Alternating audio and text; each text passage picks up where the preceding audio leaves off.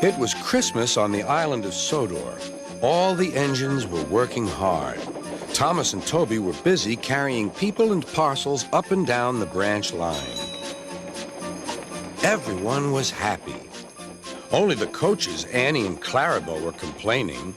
"It's always the same before Christmas," they groaned. "We feel so full. We feel so full." "Oh, come on," said Thomas. "Where's your festive spirit?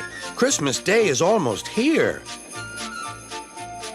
By the side of the track was a little cottage with a familiar figure waving to them. "It's Mrs. Kindly," whistled Thomas. "Beep, beep! Happy Christmas!" Thomas always felt better for seeing her. Christmas just wouldn't be Christmas without Mrs. Kindly, he said to himself. When work was over, Thomas went to see the other engines. All their coats had been polished. "Huh," said Gordon. "Just look at us. Your driver will have to work fast to get you as smart as us."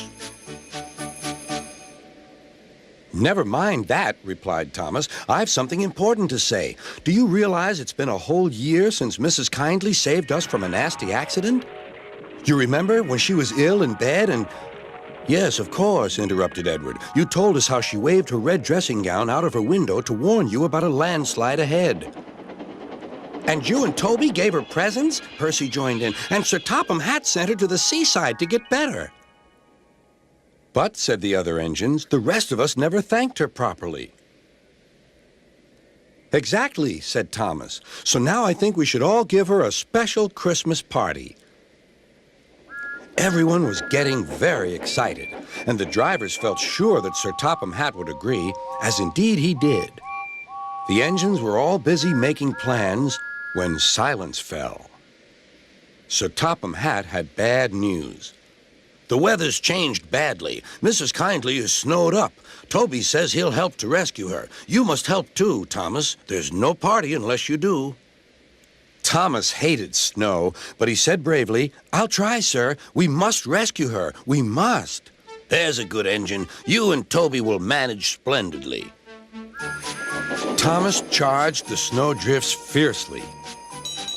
Sometimes he swept them aside, sometimes they stuck fast, and the men had to loosen them.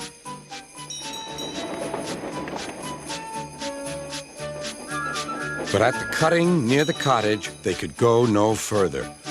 "Look at that!" exclaimed Thomas's fireman. "Beep, beep! Here we are!" An answering wave came from an upstairs window. Then they heard a familiar sound. "That's Terence, the tractor," said Thomas. "He's come to help too."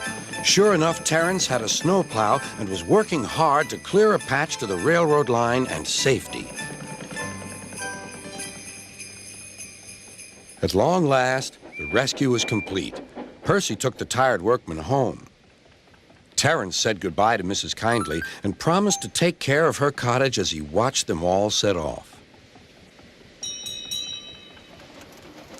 The engines made good time. No more snow had fallen, but the yard was dark. There was no one to be seen. Thomas's heart sank. Suddenly, all the lights went on. What a marvelous sight awaited Mrs. Kindly. "Well done," said Sir Topham Hatt. "I'm really proud of you all." Mrs. Kindly especially thanked the smaller engines. "Thomas and Toby are old friends," she said. "And now, Percy, you are my friend too." Percy was very pleased. "3 cheers for Mrs. Kindly," he called. "Beep, beep, beep." They all whistled. "We wish you a Merry Christmas, we wish you a Merry Christmas, we wish you a Merry Christmas and a Happy New Year."